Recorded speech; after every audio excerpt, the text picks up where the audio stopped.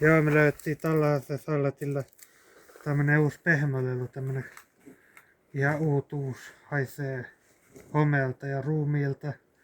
Sinne on varmaan tungettu joku ruumis tänne sisälle, että tämmönen pehmolelu, että Ja sieltäkin löytyy, tuoltakin löytyy vaikka mitä lie. Roina ja siinä näkyy tuo valja maitorakka.